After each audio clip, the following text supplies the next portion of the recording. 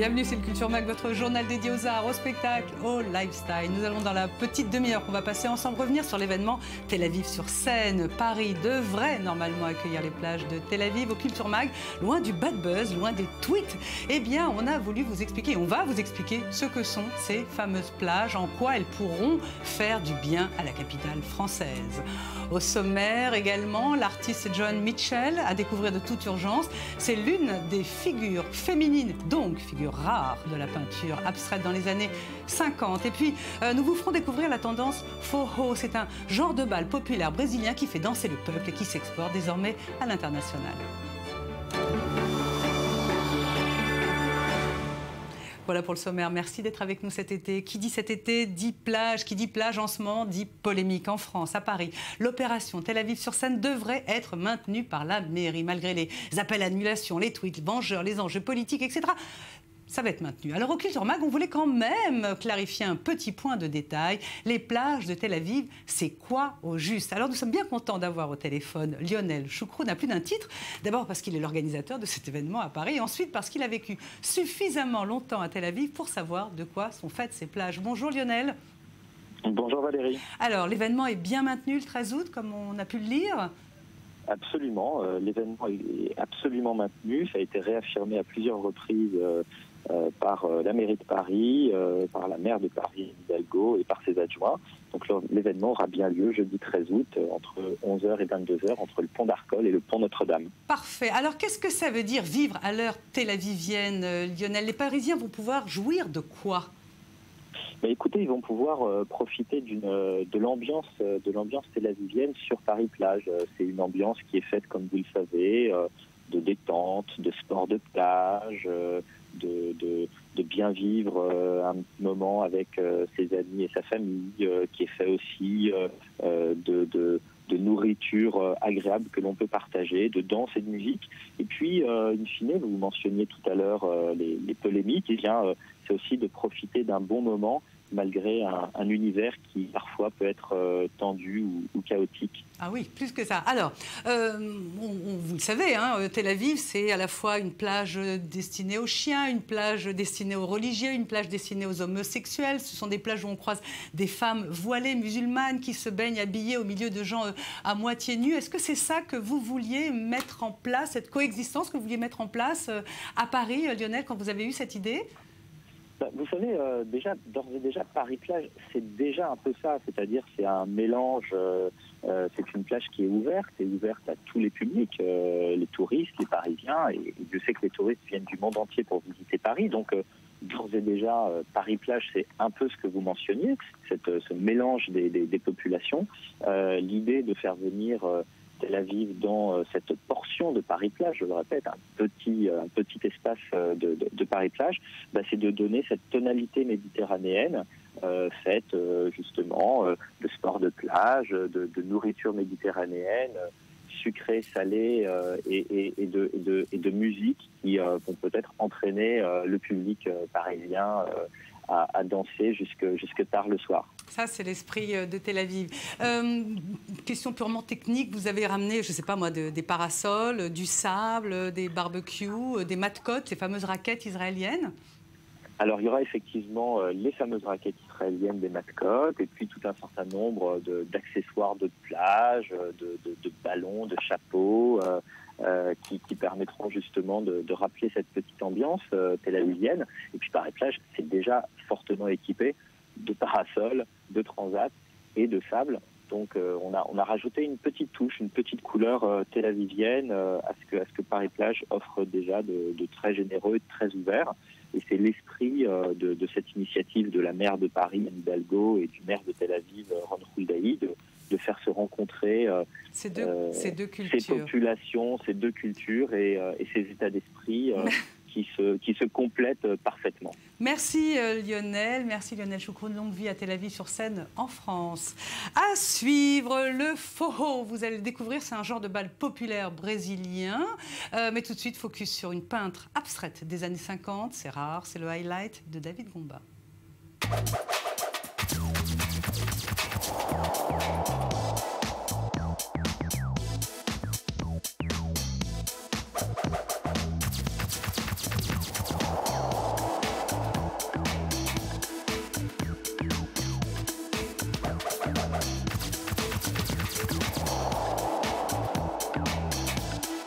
Joan Mitchell, figure incontournable de la peinture abstraite de la seconde moitié du XXe siècle, elle appartenait à la seconde génération de l'expressionnisme abstrait. Dans les années 50, elle est identifiée à l'école de New York. Très rapidement, elle s'installe en France, à Paris, puis à Werteuil, dans la maison de Claude Monet.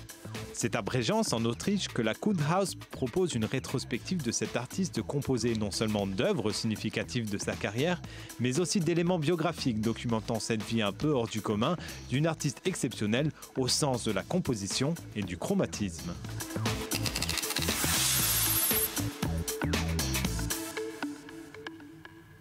Connaissez-vous le forró? C'est le bal populaire brésilien qui fait lever les jupes, lever les cœurs et qui donne du sourire à tous. Eh bien, c'est un style musical très simple, si simple qu'il fait école. David Gombin et Ran Schneck ont trouvé des adeptes en plein cœur de la Ville Blanche. Reportage.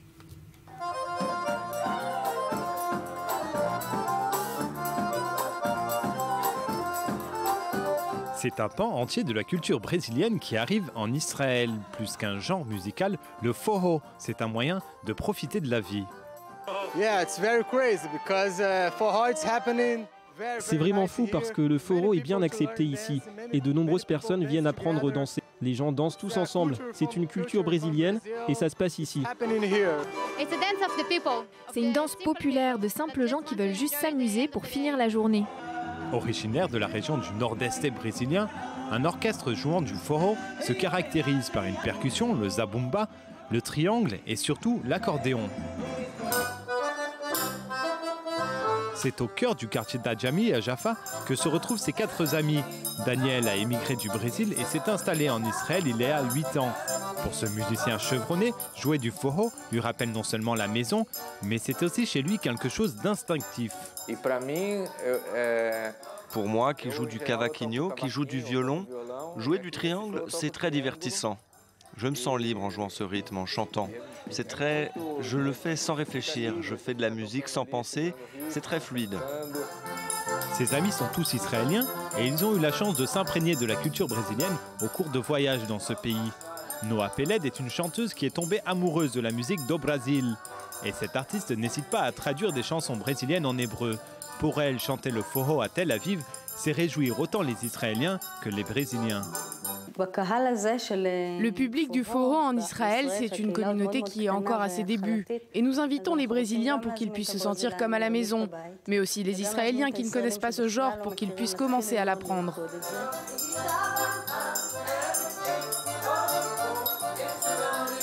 Le forró pour tous, justement l'une des explications données à ce nom, justifie les origines populaires du style.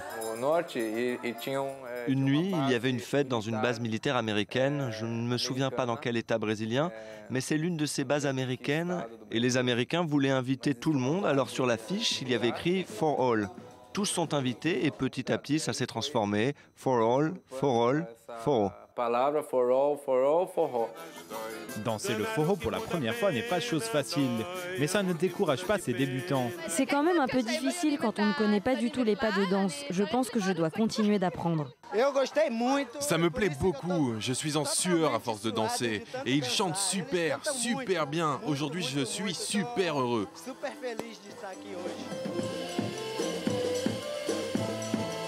Des mélodies touchantes, un rythme entraînant et beaucoup de bonne humeur. Le forró a commencé à conquérir les cœurs israéliens et ça n'est pas près de s'arrêter. On va passer à l'exercice du portfolio maintenant avec 2 artistes qui ont été cette semaine à Jérusalem, en Israël, au cœur de la célèbre soirée Contact Point. Contact Point, c'est un événement unique qui a lieu une fois par an, toute une nuit dans le musée de Jérusalem. Des artistes, des musiciens, des plasticiens, des performeurs envahissent littéralement ce célèbre et très sérieux musée pour littéralement l'azimuter. C'est un peu comme si le Louvre était pris d'assaut par une horde d'artistes allumés. Donc on est très content de recevoir Eran Hadas et Shaol Cohen, qui sont 2 plasticiens qui ont été au cœur donc, de cette soirée unique. On va commencer par vous, Eran Hadas. Vous avez créé une installation, qui n'est pas tout à fait une installation d'ailleurs, qui est un audio guide qui s'appelle Listen to the Enemy. Alors merci d'être là déjà. Expliquez-nous ce que c'est. Tout d'abord, ce projet Listen to Them est une collaboration avec Lior Samuelson. Et ce que nous avons fait, c'est de construire un guide audio pour le musée. D'habitude, lorsque les gens se promènent entre les pièces exposées, ils ont des écouteurs audio et ils écoutent les explications, non pas d'un guide du musée. Des gens qui regardent, des étrangers. Mais plutôt de personnes qui viennent de nationalités dont l'entrée est interdite en Israël. Alors, pardon, je vous coupe, mais c'est ça que j'ai pas compris, parce qu'a priori, en Israël, tout le monde peut entrer. Il suffit d'avoir un visa quand c'est nécessaire, mais c'est une démocratie ouverte quand même. Le problème n'est pas qu'Israël les empêche d'entrer, mais dans leur pays, ce sont des pays islamiques en général, certains d'entre eux. C'est les pays arabes qui n'autorisent pas les gens, peut-être c'est ce que vous voulez dire. D'accord, ok. Ok,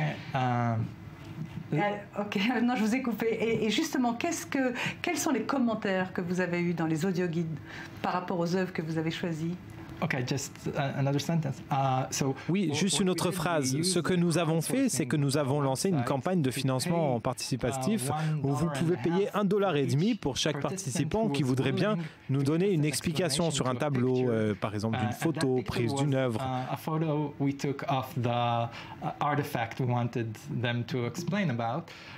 Donc ils ne sont même pas conscients qu'ils participent en tant que guide du musée. Donc c'est un système qui permet finalement à des gens qui voudraient venir en Israël et qui ne peuvent pas de regarder les œuvres. Qui a choisi les œuvres que vous proposez à ces commenteurs? Lior et moi-même nous sommes rendus au musée et nous avons construit comme un chemin, un sentier qui nous emmène du début de l'humanité à travers l'Égypte antique et jusqu'au Proche-Orient, et ça se termine avec l'ère islamique.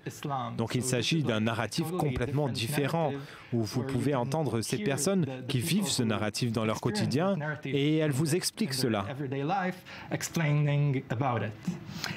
On va continuer avec vous dans quelques instants, mais je voudrais maintenant qu'on passe à vous, Shaul Cohen. Bonjour, merci. Alors vous, c'est tout à fait autre chose. Donc pour cette soirée dingue, dans ce musée de Jérusalem, vous avez distribué des statues en 3D de Nimrod. Pourquoi? We've been asked by the museum to scan the... Le musée nous a demandé de scanner cette statue. Il s'agit de Nimrod par Itzhak Danziger. C'est une icône de l'art israélien. Donc on s'est rendu au musée avec un scanner 3D et on a fait notre propre version.